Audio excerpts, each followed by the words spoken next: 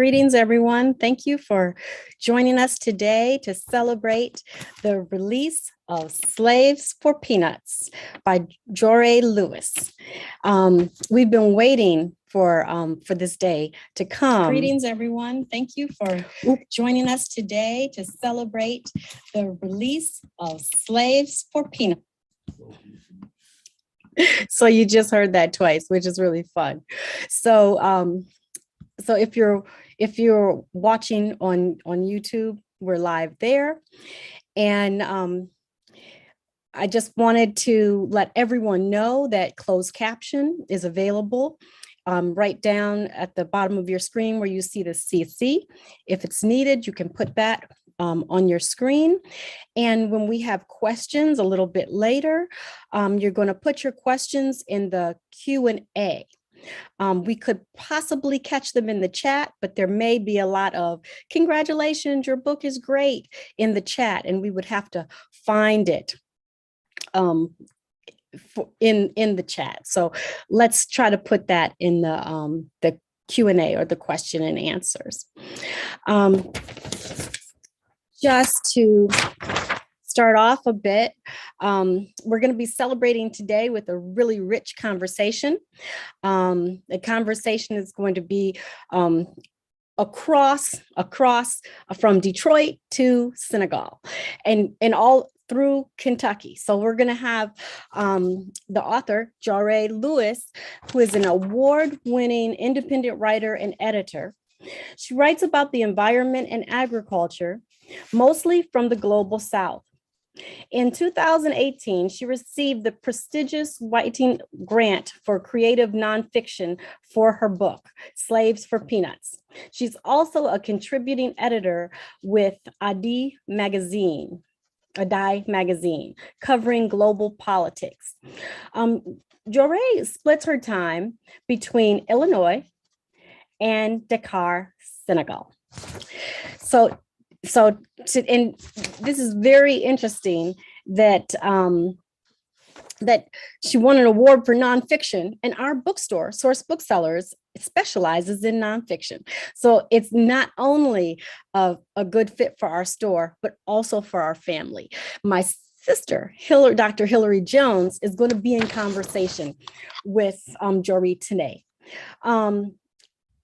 Hilary researches West Africa and teaches at University of Kentucky, focusing on West African and African American studies in her instruction there. The book that she wrote, her first book, is The Matisse of Senegal. Do you see the connection? So they're both books focusing on Senegal and writers writing about Senegal. And so we're going to hear from both of them today. And if you are ready, ladies.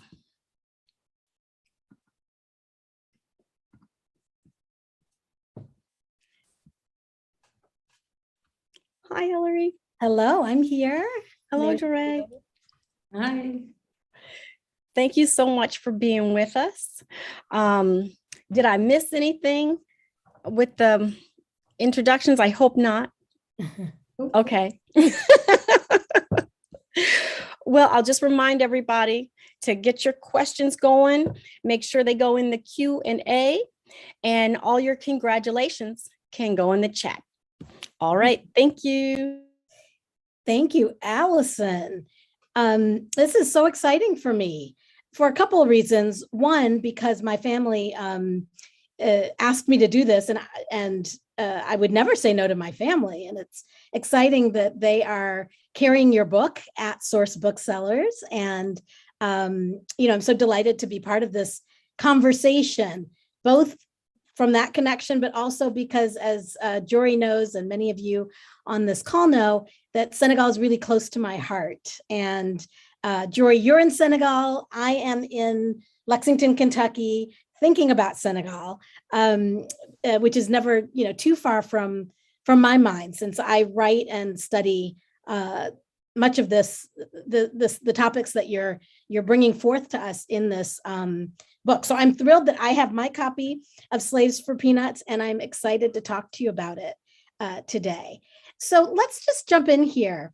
I was thinking about your book, and it reminded me a lot of a book called The World in a Very Small Place in Africa by Donald Wright. So often, many people outside of West Africa and outside of Senegal, when they think about a country like Senegal, they think about a small country, maybe in a remote part of Africa. I don't think it's remote at all, but oftentimes it's sort of perceived as being outside of the center. And one of the points that Donald Wright makes in The World in a Very Small Place in Africa, which is about the Gambia, is that a country like the Gambia, and Senegal and the Gambia are neighbors, a country like the Gambia historically was so important and central to many of the things that we take for granted, whether it was long distance trade and commerce that moved across the Sahara Desert, Atlantic commerce, the history of the transatlantic slave trade, the history of African kingdoms and societies, that these places that we might think of as sort of not important now were so incredibly important at key periods and moments in time. So I want to just start off by asking you to tell us a little bit more about why you wrote this book, why now, and those kinds of connections, what you want your readers to kind of to know, or maybe I should rephrase it. What pushed you to write the book? Well, thank you for that, Hilary. Actually, first I'll share with you a little nugget that my main character, Walter Taylor, I actually learned of from your book, The Métis of Senegal.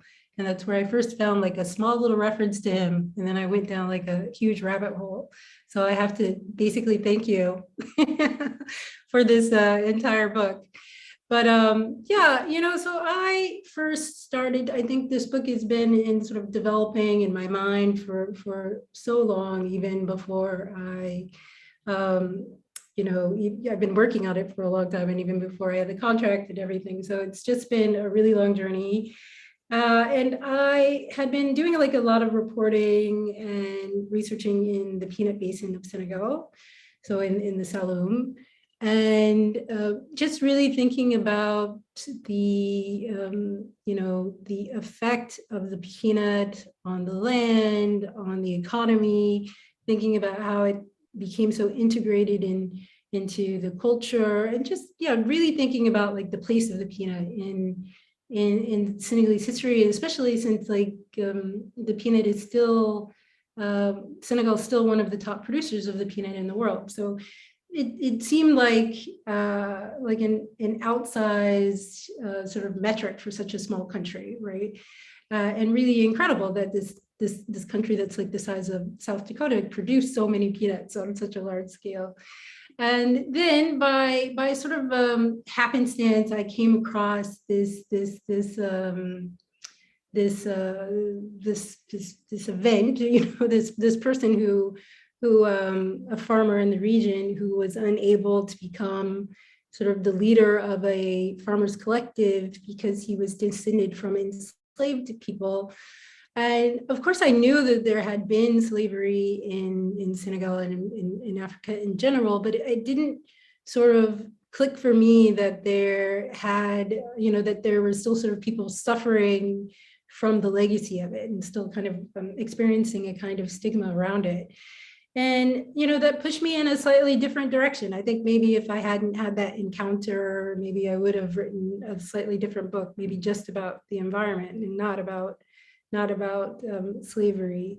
But yeah, so that's basically how it happened for me, and why I chose to write a history instead of like reportage of the present day and how people are sort of living with the legacy of slavery. That's a possibility I could have done. But I wanted to understand more about like how all of those things happen. Like, how did the peanut become so important to the Senegalese economy, and why like this other part of it was so important. So let's talk about that a little bit more, the peanut culture of Senegal. Many people, I'm sure, on this Zoom, have eat peanuts, or maybe have a peanut allergy. If you can't eat peanuts, you know that you have to be aware of peanuts. Peanuts are part of, our sort of daily consumption habits. So tell us a little bit more about peanut agriculture, and the history of the peanut, or the ground nut, as it's also often referred to, in Senegal. I think you're telling us an interesting story here about how it's tied up with many different sort of dynamics, from colonial economies to, you mentioned a moment ago, slavery, but also industrial production. So just tell us a little bit more about, what you learned from this project about peanut agriculture in Senegal. Yeah, it's funny. I think one of the very first books I'd ever read about Senegal, in nonfiction books, was about like the Sufi brotherhoods, right? And it kind of interrogated the way in which, especially the Mouridia, like have a relationship to peanut farming. So I was aware that there is this kind of both sort of religious, economic, social relationship with the peanut. I think the peanut story is one of the most sort of fascinating parts of the book for me, even though all of it's super interesting, but just kind of tracing the provenance of the peanut from South America. And I got to kind of imagine, because there's no real records to really sort of prove exactly how the peanut sort of made its way, but to sort of use the sort of historical record to kind of create a kind of supposition about like what might have happened. How did the peanut move from South America, with probably like conquistadors and like Portuguese sailors, and then maybe because the Portuguese had early trade relationships with like the Mande Empire, that maybe they started growing it all along that route. And it seemed, a sort of a plant that's easy to grow in a way that, and because the peanut is itself, the seed is, the fruit is also a seed. The peanut we eat can also be a seed, as long as it's not, transformed in some way. It's pretty easy to transport and keep transporting, to keep bringing to new people. So I don't know if that answers your question. I kind of went off in a slightly different direction. No, absolutely it does. And I mean, as an environmental journalist, I can see why you made those immediate connections to the today of it. And then that led you to sort of unraveling, this story about how it comes to be such a dominant crop. I'm less familiar with, the sort of whether or not it has the same dominance as it did perhaps in the 1920s or in the 1930s. But if anyone has been to Senegal, you see peanut sellers everywhere. Roasted peanuts are sold by market women traders. They're a way of making local income, but they're also this crop that has been used for export.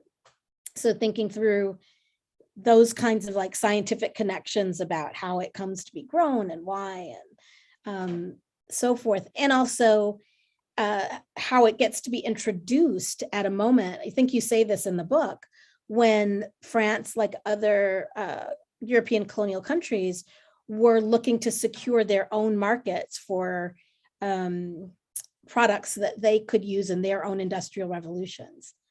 Yeah, that's true. I mean, I think the sort of hypothesis is that the peanut was around, right, and kind of being grown informally, and just like people might have grown cowpeas or okra or some other just a crop to eat occasionally. But yeah, that the expansion of peanut agriculture happened as a result of a demand from Europe because of the Industrial Revolution, because of soap making, and all of those sort of global shifts provided the sort of impetus to expand land under production in peanut. Yeah. Lat Georgiop, the infamous Wolof ruler, Wolof king of the Kayor kingdom, features in Slaves for Peanuts. Do you want to say just a little bit about him? I mean, I'm sure once people pick up the book and they read it, they'll really get a picture of why he features in the book. But maybe you want to say a word or two about the connection to, this really important Wolof ruler. Yeah, absolutely. So Lat Jor, I always get in trouble because I want to say he's the last legitimate ruler of Kajor, but he's not exactly. That is Samba Laobé. But he's a kind of Senegalese hero, right? There's a statue purported to be of his horse that's in the, in the middle of a particular square. So he's just such he's bigger than life in Senegal in a way, right? And it was such a pleasure to kind of write him in a lot of ways. But so Lat Jor is the Damel of Kajor, which is basically a king. He's a king, but they have a kind of, I would call it a kind of strangely democratically elected king procedure. But he's popular and influential during a portion of his time in power. He's even from the very beginning kind of stymieing the French interest in Kajor, which is of strategic interest to the French because it's in between their main areas of control in Gore and Saint-Louis, and Kajor is just in the middle. So you have to traverse the whole of Kajor to get from one to the other. And so from the beginning, the French sort of don't want Lat Jor in power. He sort of pushed for power. He comes back. He's sort of making a lot of shifting alliances. He's clever, but also kind of unreliable, to the French. And then eventually Lat Jor is forced to kind of make a stand because the French want to build a railroad through Kajor, through the heart of it. And that's the incident that kind of pushes him definitively from power. Okay. And I mean, he's unreliable to the French also because he's a resistance hero in a way, or he's someone who also sort of resisted French attempts to co-opt the land in order to build the railroad. Yeah, I mean, it's complicated, right? He is that sometimes he's collaborating with the French, and I think that's what's, but we're all complicated, and I think that's the thing about Lat Jor. What I discovered while researching this book was just how layered a personality he was, and I think that's interesting. He is a resistance hero today, but there were times when he did not resist, and but ultimately he did, of course. Yeah. Well, I'll ask you about a second personality in the book, and this one I think is kind of instructive because here in the U.S. we're often introduced to the story of abolition through people like Frederick Douglass. Or others who were involved in the anti-slavery movement in the late part of the 19th century, British or American abolitionists. But we don't really know that much. I'm just thinking, from our perspective in the US, we don't really have that picture of France and French abolition. And the person that's sort of most talked about in histories of French abolition is Victor Schœlcher, who was a Frenchman who spent time in Martinique and also spent time in Senegal. And, much of the French story of abolition is told through Victor Schœlcher. But you introduce us to someone else, Pastor Walter Taylor, who is not a Frenchman, nor is he, strictly speaking, from one of the Senegalese kingdoms.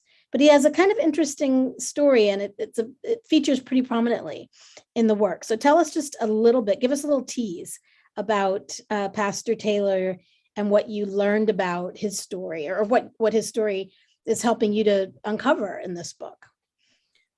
Well, like I said, after discovering Walter, just a small note about Walter Taylor in your book, and then you had later a larger article about it, about the Protestant mission. Yeah, I started just really digging down into Walter Taylor's personal story, and I realized I was so excited when I realized that he first came to Senegal to Gorée to work for a New England shipmaster who was importing peanuts from Senegal, like in the 1870s, which is just kind of crazy and wild. And then from there, Walter Taylor was he was from Sierra Leone. His background was that his family, he says, his parents had been liberated from a Portuguese slave ship, and then they were settled in the towns just outside of Freetown, a town called Hastings. And that's where he grew up. And I did a lot of research about that community as well. And it's sort of just interesting to think about a community of people who kind of share a similar experience of trauma, and how that, and also actually they, especially in Hastings, they were almost all from a similar ethnic group, and so they shared the same language and the same, well, somewhat the same religion. So there's this example, I think, that Walter Taylor had also about how communities or groups could kind of like make a new way in the world together, So Walter Taylor, after growing up in this interesting context, goes to Senegal. He meets the French Protestant missionary at the time and decides he wants to work with him to evangelize the people of Senegal. And they very quickly run into some obstacles, because I always like to say that especially northern Senegal has been Islamized for 1,000 years. So it wasn't going to make converts very easily. And then especially also the administration was heavily Catholic. So there wasn't really a lot of opportunity. And then, the question of these newly freed people who are kind of coming in from the interior, and they have like Muslim names, but they're not really like practicing. So he sees like a kind of opportunity, like maybe he can also evangelize to these people, but also be a help to them. I think he does believe he wants to help them also maybe create communities like the one that he grew up in, where people could overcome that trauma again and build their own communities together. Mm-hmm. Right. Oh, I think you're on mute, Hilary. Sorry. I'm sorry, that happens. So thank you for that. There is one question in the question and answer, so I'm going to read it. And if others have questions, we can stop and take some questions from the audience now, I think is a good time. And then we could maybe come back towards the end and talk a little bit more. So this is a question from Ayana Lewis, and she writes, I'm early on in the book, but the quote peanut market, the quote peanut marketing / oil use marketing early on was fascinating. I know personally, I've never been to a baseball game. I know personally, I have never been to a baseball game without being offered quote peanuts for sale. Could you speak to its marketing? Yeah, of course. So the peanut marketing to baseball games, is that specifically or just in general? I think what she's getting at is, the ways in which peanuts peanuts were acquired, but then they have to be marketed as product to people. So there is the cultivation of peanuts, there is the harvesting of peanuts, there was the export of peanuts, in this case, a cash crop back to the metropole. But then, there is the everyday use of peanuts, whether it is by, in daily use in France, or as Ayana says, in things like selling peanuts at a baseball game? Yeah, I mean, I think there are sort of two answers to that question, sort of like what's happening in Senegal and like what was happening. I speak a little bit about this in the book, about what was happening in the US. So like why Walter Taylor's working for this shipmaster who's importing peanuts from West Africa. It makes sort of no sense in the kind of broad scheme of things. But this is a period like in the 1870s when peanuts sort of suffer from a kind of stigma in the United States. They're known to be like just the food of slaves, and then of Black people in general, and then later just like low class people. So they're just, it's like multiple layers of discriminatory understanding about the peanut at the time. So the peanut does sort of, there's actually a specific kind of group of people, I think in Virginia in the 1870s, 1880s, who go about a kind of marketing campaign and like taking it to the people, taking it to baseball games and theater halls and that kind of thing. And it becomes, and also to ramp up the domestic production of the peanut at the time. Secondarily, like in Senegal, well, I can't, it's funny. Of course, the peanut is eaten quite widely in Senegal and has been for some time. So needs no marketing there. But yeah, go ahead, Hilary. Oh no, well, it just as you were mentioning that, a little light bulb went off, because it made me think about the fact that the groundnut, as this cash crop, at least as a cash crop, not as, like sort of regular daily consumption, was something that was introduced and then facilitated by Bordeaux and Marseille companies in France, right? Mm-hmm. Mainly for uses in different products back at home or in industrial uses. But there are crops that are indigenous to Africa, and that Africans are now reclaiming as part of their, as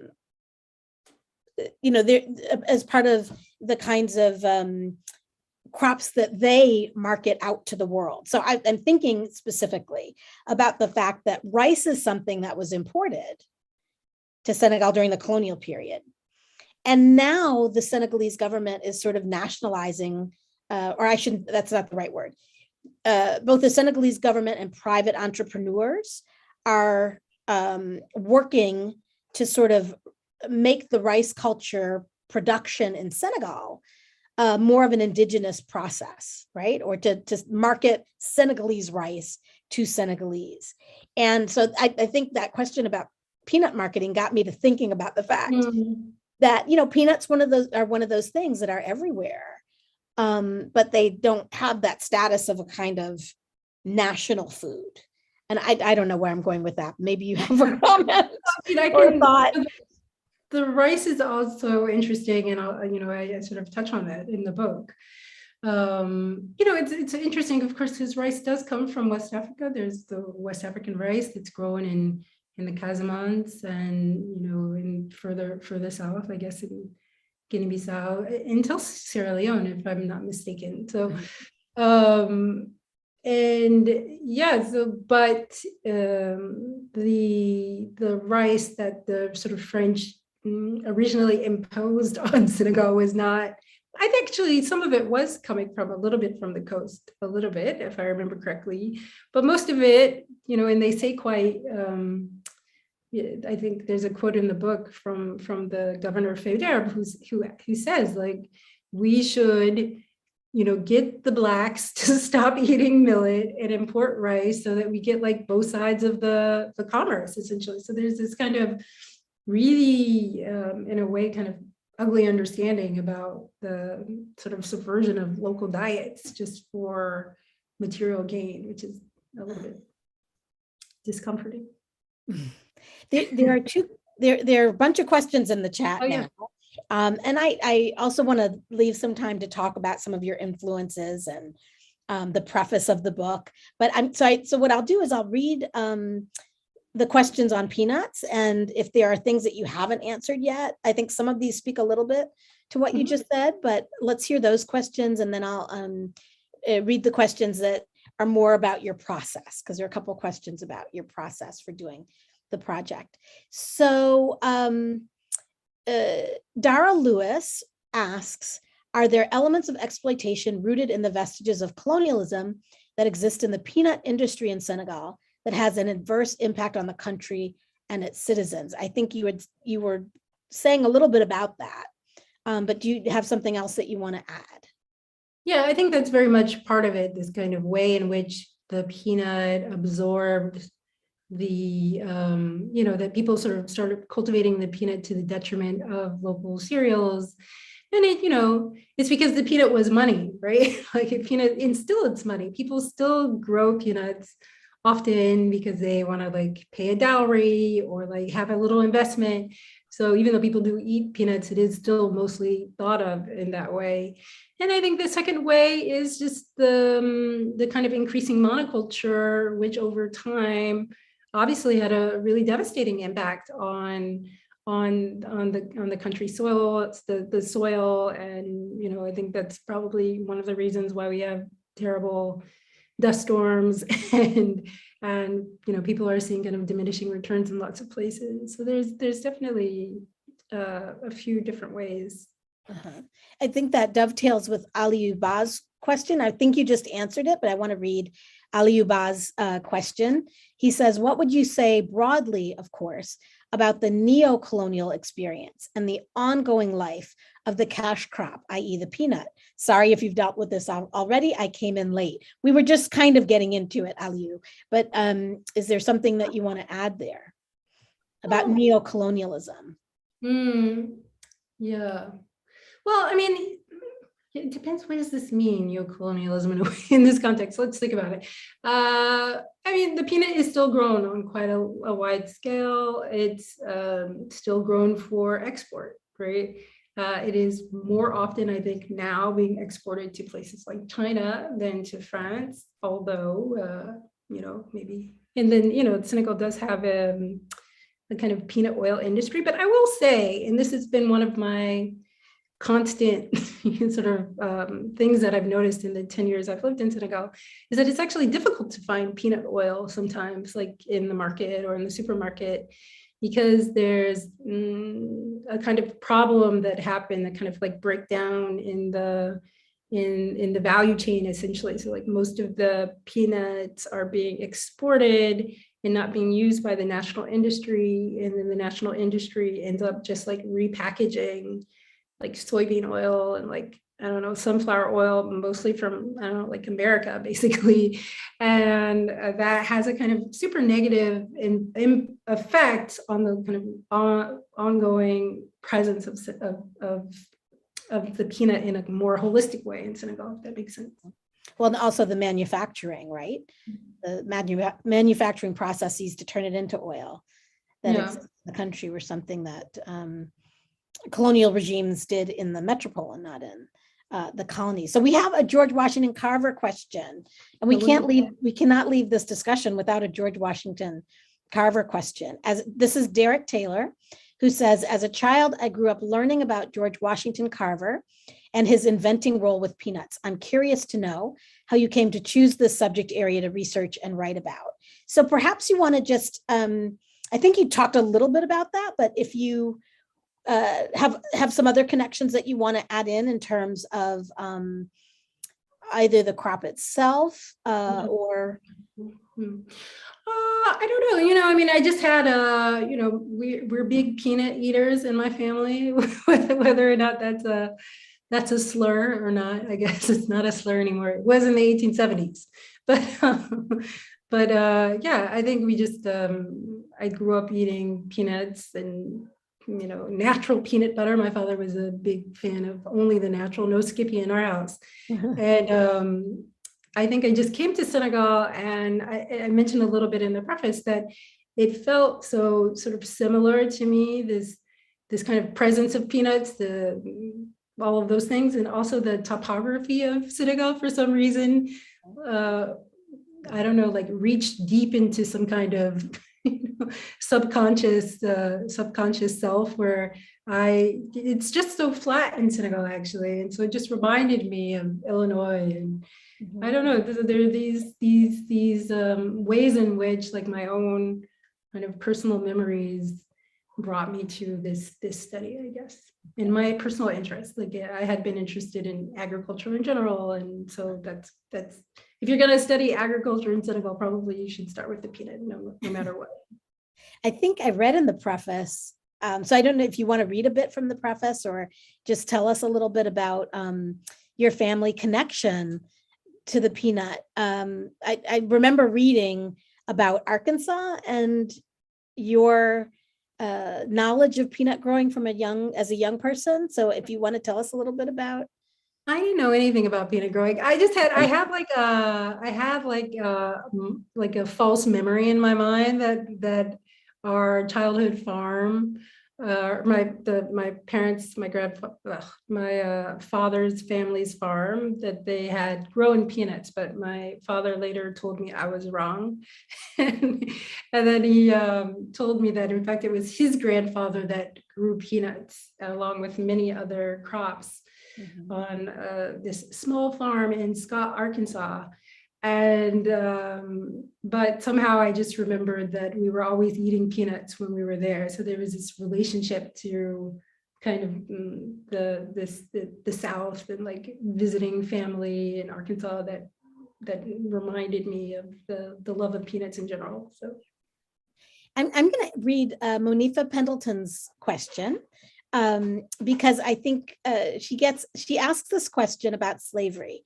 So the other component of this book, as we've been talking about, is the fact of slavery within West Africa. And you mentioned that earlier in our discussion, that was one of the kinds of connections that really sparked something for you, this kind of understanding of the transatlantic slave trade, but not necessarily of the impact of the transatlantic slave trade for West Africa, right? Especially in the 19th century, where societies begin to rely on slavery in part to meet the production needs for this cash crop or for the export of cash crops, what at the time the British called legitimate trade. So Monifa Pendleton says, can you give an overview of the slavery component of your research? Were the Senegalese taken as slaves, or were there other countries in the region involved? And I think that's a good question to sort of talk a little bit about the slavery, what slavery is here, because that's an area that I think many of us lack understanding about. Like, what are you talking about when you're talking about slavery? Yeah. Well, yeah, let's see. How do we start that question? So slavery, I always like to say, and I've said a number of times, that there was, so there's a sort of way in which the transatlantic trade and this kind of, let's call it like an interior trade, also work together. So I always think, slavery existed in many places. It existed, of course, it existed in Africa, and they had in many societies, like in Senegal, a kind of social function, right? And there were, there's a kind of hierarchy. So, but the transatlantic slave trade kind of also added in an external demand for slaves, and more slaves were then like created, and they were created through a number of means, through war, through judgments on sort of like sorcerers and criminals, that kind of thing. But mostly, I think through conflict, right? And so that kind of, and I think it's kind of the revelation for me that was most important, was to understand that those two things, like the kind of slavery as it existed in Africa and the transatlantic slavery were not, like, they're kind of drawing also from a similar pool of people, right?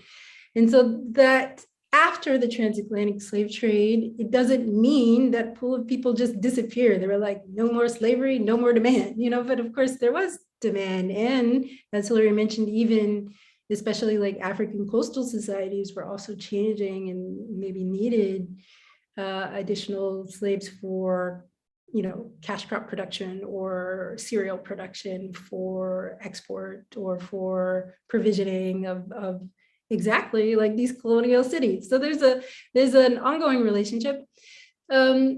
I say in the book, I have a little chapter, a word on slavery. It was my attempt to kind of step back and give a little bit of perspective to this. It's a kind of difficult question. And, I say a slave is always a stranger. So it doesn't usually, the person who's enslaved has come from somewhere else, right? And then this is the kind of like the first level of slavery. In Senegal, there's also kind of what they would call like I guess you would call it, you might translate it like house slave. I don't think that's how I translated it in the book. Slaves of the house. Mm-hmm. Yeah, slaves of the house, but nicely said as house slave. And those enslaved people had a slightly different status. They probably couldn't, or at least should not be sold. Whereas like the fresh sort of, trade slave could be sold again and again. So there are a number of distinctions. And I think that, just in general, and the book is sort of covering a kind of broad swath of country, right? The enslaved people that Walter Taylor's mostly meeting have come from what's now Mali, or this area that they call the Wassalu, which is actually like Mali, and parts of Guinea and parts of Cote d'Ivoire. But they could have come from, there's even, I think in one chapter, the chapter called The 15 Captives of Njakanjai, they mention a man who no one speaks his language. They don't know where he's from. So like he's not from the Wassalu. God only knows where he's from. Okay. Let's talk a little bit about process. Leah Agni, and I apologize if I pronounced your last name incorrectly. Leah asks, she says, I have not had a chance to read the book, but very excited to dig in. I just wondered about your research process. Was it straightforward? Did you have to pry primary source documents out of various institutions? Maybe you can talk a little bit more here about your research process. You say that you're writing a popular history, not a scholarly history. But the book is based on archival research. It is, according to the notes anyway, it is informed by much of the historical research, on these subjects from scholars like Marie Rodet, who writes on slavery in West Africa, to slavery and emancipation in West Africa, to scholars like Mamadou Diouf's seminal work on the kingdom of Kayor, of Boubacar Bari's seminal work on the kingdom of Wallo, people like Francois Manchuel, who wrote about Soninke labor migration. So tell us a little bit about your influences. So Leah's question is about primary sources, and did you have to pry those documents or pry those sources, to use as pry, the word pry, out of the various institutions? And then tell us a little bit more about what sort of materials influenced your writing and what they're in conversation with. Okay, yeah. I don't know if I pried them out of the institutions. It's true that when I first started this book, I think once I just signed my contract, the Senegalese archives closed, and they said they would be closed for 6 months, but they were closed, I think, close to 2 years. Do you remember, Hilary? I don't remember exactly. It was like, 20 months or something like that. So maybe I did eventually. That was before the pandemic. So, yeah. Right, that was before the pandemic. Yeah. So this was but they closed for a considerable amount of time. And so I guess in a sense I did have to pry the documents out of the hands, the unwilling hands of the archivists of the Senegalese National Archives. No, but they're actually, once they are open, we're very agreeable. And then I used quite extensively the archives of the Protestant mission in France, and then the French archives, French regional archives, archives in Sierra Leone, in the Gambia, in Portugal, and yes, also in the United States. And so yeah, the Bostonian Society's archive. So there was a lot of archival research. And then, yeah, as Hilary alluded, I say that this book stands on the shoulders of the substantial scholarship of so many historians and geographers and agronomists and a few handful of anthropologists and so many different people whose work was I could not have improved upon. I could only cite. So, but I think, my goal in writing this book and why I maybe sort of distinguish popular history from sort of regular history is that my goal was my goal was to write a narrative. And because I wanted to write a narrative, I needed to have a lot of sort of first person documentation. So the archives, but I also needed to kind of be able to get in the minds and voices of particular people. And it just took a lot of material to make that happen, for sure.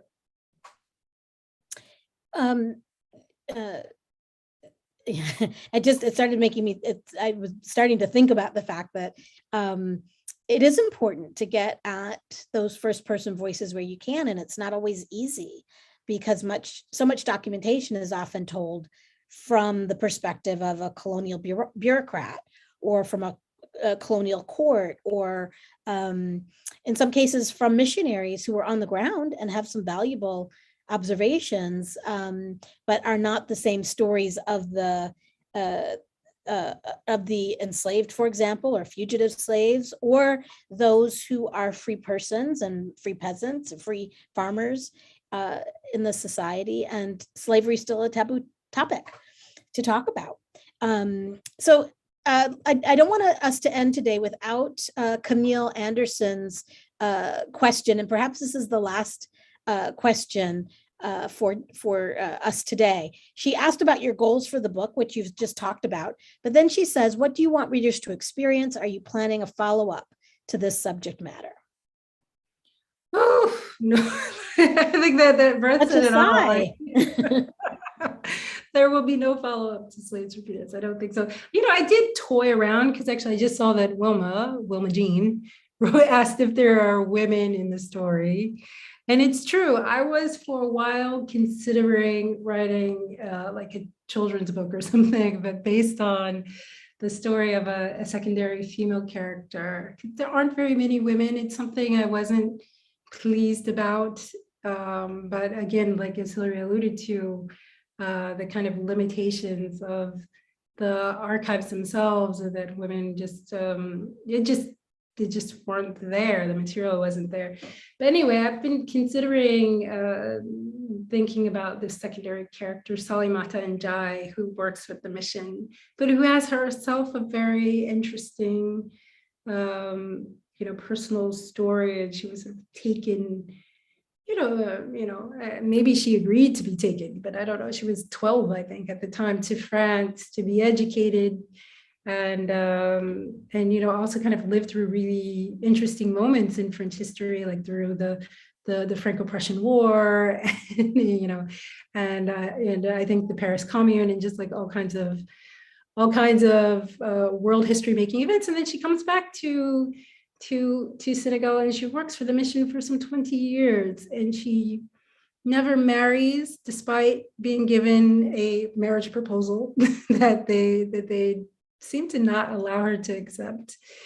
And there's just such mystery for me about her. So maybe if I ever have enough strength and fortitude to think I want to write another narrative history about this period, I'll think about Salimata Njai. Well, there's a part 2 on Senegalese market women and peanut sellers that one could, I'm just throwing that out there, that one could write for a project. We have to get in Wilma Jean Randall's observation and question before we go. So Wilma Jean Randall says, I'm going to read her question, but I think you've already answered that. And actually, she asked about the Taylor is an interesting story. And she asks if there are any women in the story, which you've just answered. But then she says, one last question. What languages did you work in to do this research? Very important question. What languages did you work in to do this research? Thank goodness for the Sierra Leonean archives being in English, but but also almost all my documentation was in French. So both secondary and primary, and the archives. It's funny, the archives also, which is, maybe people would like to know, especially like the letters between Lat Jor are actually written in Arabic script and Wolof language, and then translated automatically into French, by some sort of translator in the field. So I always thought if I were someone who could really read Arabic script and also understand this, I would maybe even have a more profound take on the story. And then there are some Wolof language sources that I did use, especially like the epic of Kajor and some other things, but those are also translated into French because my Wolof is not very good. and I also learned Portuguese so that I could read some documents. So I think that's it. Yeah. All right. Well, I think we're getting close to the end of our time. There is one question in the in the Q&A from Derek Taylor, who asks, what is the primary thought you would want a Black American to gain and make use of from your book versus the thought of a Senegalese? Perhaps, those are one and the same, right? What you want anyone to get out of the book, what you want a Senegalese to get out of the book, or an African American, that may be the same, that may all be one in what you want your book to do for your audience. But, maybe if you have any particular thoughts that you'd like to share about connections that you think are useful for an African American audience. Well, I don't think I thought of it in any kind of bifurcated way, to be honest. I didn't think like, oh, this is what well, maybe I did some sort of subconscious way. But I will say that one of a kind of underlying goal I had was to kind of bring a more dramatic treatment to African history.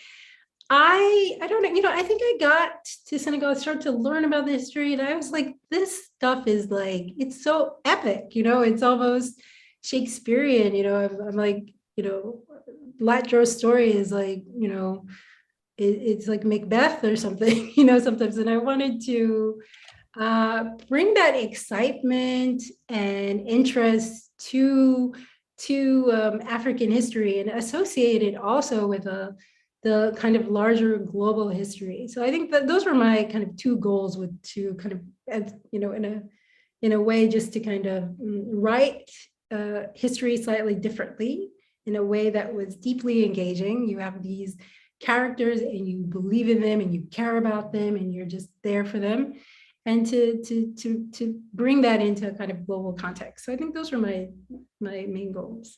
Excellent. Thank you for giving me the chance to engage with you about the book. Thank you for giving Source Booksellers the chance to do the launch, the happy birthday moment for Slaves for Peanuts. And, I'm glad that this knowledge and information is out in the world. So Allison, I will give it back to you. And you are on mute. I am on mute. Thank you so much. The book is absolutely beautiful. I hope that everyone reads the preface, because it is informative, but it also connects you so much to what you're doing with the book. I want to thank everybody that ordered in a book ticket. And I'd also want to let everyone know that the book is available on Source Booksellers online and also in store, and will be for some time in the future. So happy book birthday today. I hope it's been a good one. I hope you've received stuff on social media as well. And thank you so much, Hilary, for the really rich conversation. So much Senegal in one place.